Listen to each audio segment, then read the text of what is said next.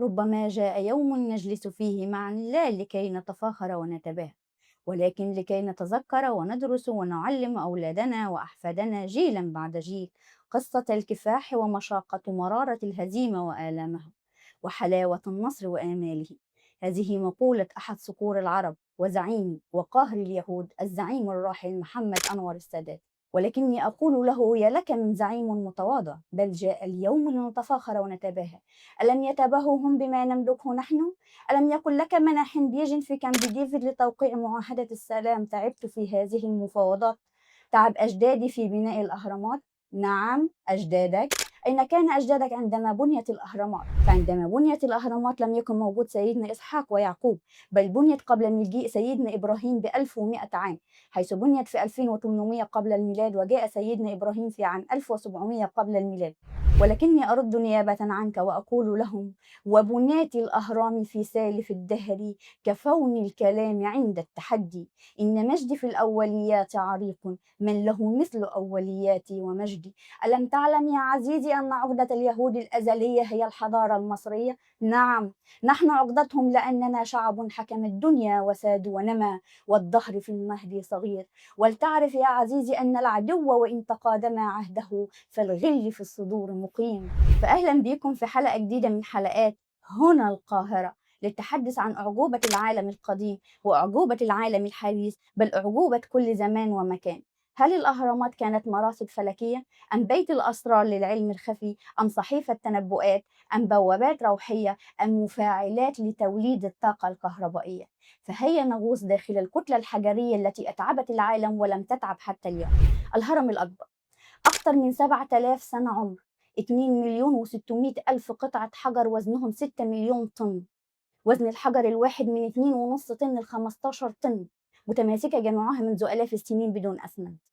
سقف حجرة الملك الواحدة حجر وزنه 70 طن، كيف رفعت بدون أوناش ديزل أو كهرباء أو حتى مقطورات.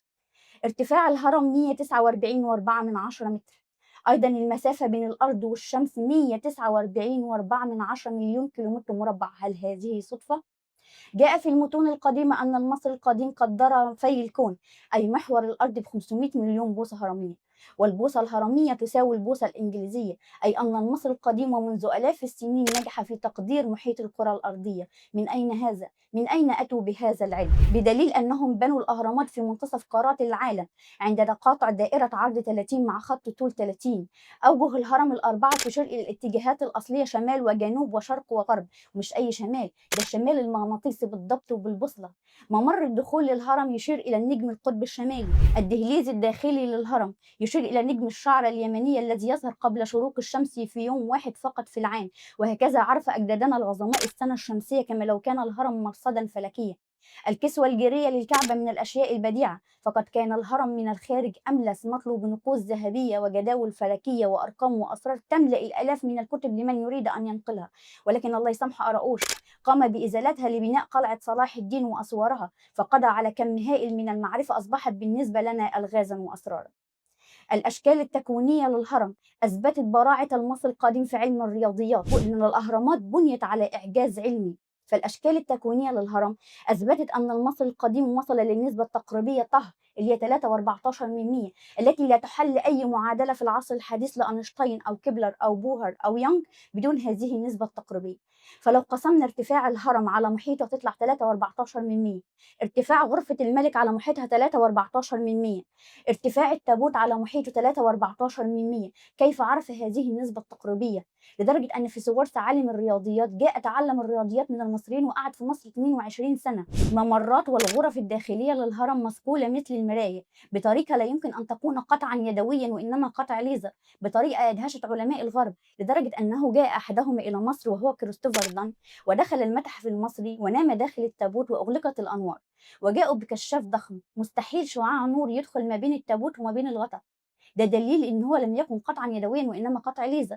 وده يثبت ان المصريين توصلوا الى نوع من الطاقه يسمى البيزو الكتريك افكت، هذا النوع من الطاقة يستخدم حاليا في تفتيت حصوات الكلى، كان يستخدمه المصريين القدماء لقطع الجرانيت وتلميعه. ولكن كيف توصلوا لهذا النوع من الطاقة؟ يقول أن الأهرامات بنيت فوق صفائح تكتونية، وأن كل قارة من قارات العالم موجودة فوق هذه الصفائح التكتونية. هذه الصفائح قطرها 100 كيلو متر تحت سطح الأرض، تتعرض لاهتزاز باستمرار ولكن لا نشعر به لأن مقياسها نص ريختر أو ربع ريختر، ولكن ينتج عنها ترددات صوتية.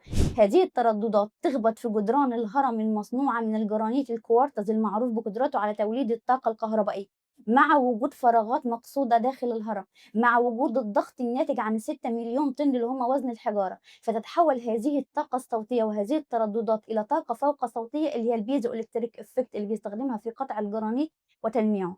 أيضا كانت الأهرامات مفاعلات لتوليد الطاقة الكهربائية، ده كلام العالم الكبير نيكولا تسلا، حيث كان تسلا يؤمن أن الهرم مصنع طاقة عملاق يلتقط ويضخم طاقة الأرض ويحولها إلى طاقة كهرومغناطيسية، وأن الهرم الأكبر مفتاح لطاقة لاسلكية غير محدود.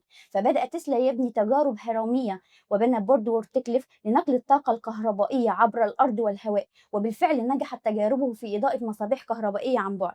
ولكن للأسف تجاربه لم تكتمل، لأن طبعا المستثمرين ما عجبهمش فكرة توزيع الكهرباء مجانا، ومات في ظروف غامضة. ما احنا طبعا عارفين كل العلماء بيموتوا في ظروف غامضة. ورغم فشل مشروع تسلا إلا أنه ظل مصدر إلهام لتقنيات الشحن اللاسلكي في العصر الحديث، اللي هو أصلا فكرة مصرية، لأن المصريين نجحوا في توليد الكهرباء من هذه الهياكل الهرمية وهي الأهرامات، بدليل وجود رسومات على معبد دندرة لمصباح كهربائي ضخم تخرج منه أسلاك كهربائية موصلة ببطاريات، ده دليل إن هم توصلوا للكهرباء. الدليل الثاني عدم وجود غبار داخل المعابد والمقابر أثناء كتاباتهم التي تملأ الآلاف من الكتب، رغم أن المعابد من الداخل مظلمة، ده دليل إن هم استخدموا نوع من الإضاءة غير مسبب للغبار ألا وهو الكهرباء. طب كيف كان يتم توليد الكهرباء من الأهرامات؟ كان يتم توليد الكهرباء عن طريق اندفاع مياه نهر النيل داخل ممرات وحجرات الملك الهرم، فينتج عنها توليد طاقة كهربائية. وهناك عدة أدلة على أن الأهرامات مفاعلات لتوليد الطاقة الكهربائية، وهي أن نهر النيل قديما كان مجاورا للأهرامات، كما أن ممرات الهرم طويلة وضيقة بطريقة لا تسمح بمرور البشر، فهي ليست مش ممرات جنائزية لتشييع جثمان الملك، بل هي لجريان المياه واندفاع التيارات، كانت أشبه بالمواسير. كما أن غرفة الملك بجدرانها وأسقفها تقف وقوفا حرا داخل الهرم، أي أنها ليست متصلة بجسم الهرم. كما أن الغرفة السفلية لغرفة الملك أشبه بمضخة مائية عملاقة، بدليل وجود تآكلات مائية في هذه الغرفة، دليل على وجود المياه بها. كما عثروا على أقطاب نحاسية في الممرات الجانبية لغرفة الملكة، دليل على حدوث تفاعل كيميائي في هذه الغرفة يؤدي إلى حدوث هذه الترددات. كما وجدوا أيضا ترسبات أملاح في غرفة الملكة شبيهة بتلك الموجودة في مفاعل التحليل الكهربائي. إذن الأهرامات لم تكن مقابر، وإنما كانت مفاعلات لتوليد الطاقة الكهربائية، بدليل إن الملك سنفر عنده 4 أهرامات هيدفن في 4. كما لدينا أكثر من 100 هرم لم نجد بداخلهم مومياء واحدة، وأن جميع المومياوات موجودة في وادي الملوك من الضفة الغربية للأقصر، ورغم وجود المومياوات هناك إلا أنه لم يوجد هناك أهرامات. كما أن المقابر الملوك هناك يوجد عليها كتابات وصلوات وتعويذات لمساعدة الميت في العالم الآخر.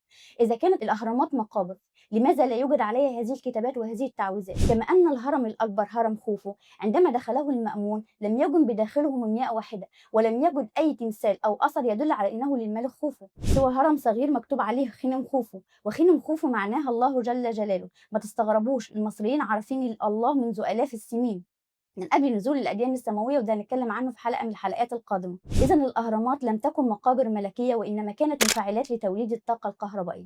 فمصر التي قامت ببناء مفاعلات كهربائية وإنتاج طاقة شبيهة بالليزر منذ أكثر من 7000 عام، وقبل وجود الأوروبيين والأمريكان، قادرة إلى العودة إلى مجدها مرة ثانية، لأننا بنينا فلم نخلي لبانا، وعلونا فلم يجزنا علاء، فكل بان بنى فشاد فغال، لم يجد مصر في الزمان بناء.